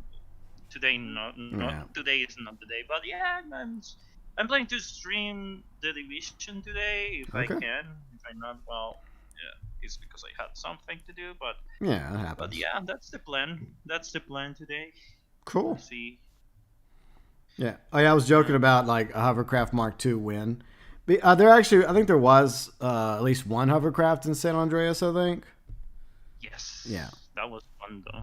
Yeah. Because it was modeled with the aircraft mechanics. That's why when you use one and you are in a pursuit with 5 to 6 stars, you get shot at by hydras. Yeah. Because the game believes you are in a plane. Yeah. Hell Hydra. Yeah, it was fun because it has this really cool feature that can glide Yeah. in the air. It was really fun. That's the only hovercraft I liked. The others are garbage. Mm-hmm. Yeah.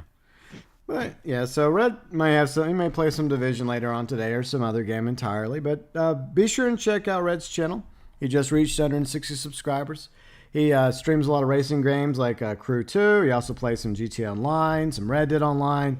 He also does No Man's Sky. Is your next No Man's Sky Saturday?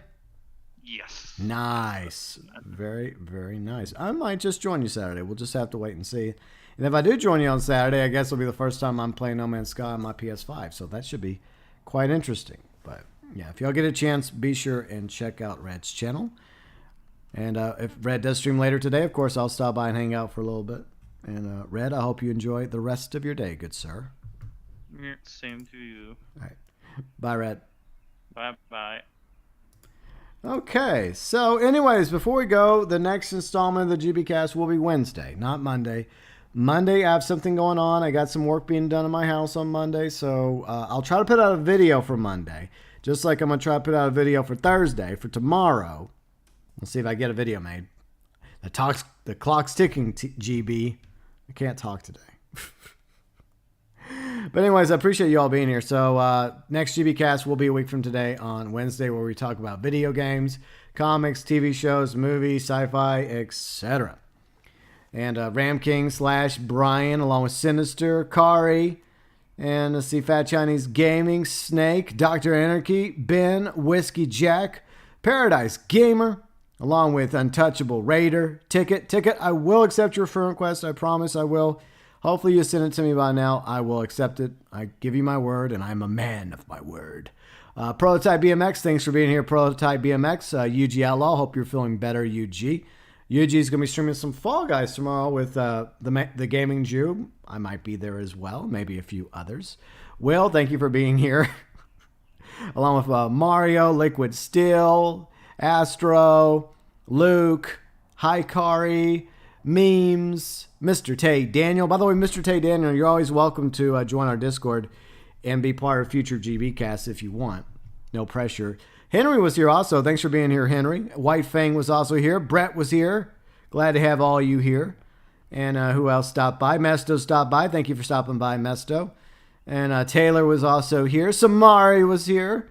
Trippy Nate Dog was also here earlier too. And Ruben was also here. So I do appreciate all of you being here today. Let me double check and make sure that I went over everybody. And once again, thank you so much to MVP for being here. And of course, Red, the 8-bit dinosaur. And Rasper was also here too. I didn't break anything else in my guest bathroom, okay? Look, okay, I admit it. I broke the toilet, okay? The toilet was fixed, by the way. The plumber came and he fixed the toilet. I'm getting my guest bathtub reglazed. I'm getting it cleaned up. It needs to be cleaned. It's been needing a cleaning for a while now. So now that I got the bathtub faucet cleaned and fixed, it's good to go. And now that I got everything else fine with the toilet in there, I'm just going to get the bathtub reglazed and cleaned up, looking almost as good as new. In case you were wondering, Rasper.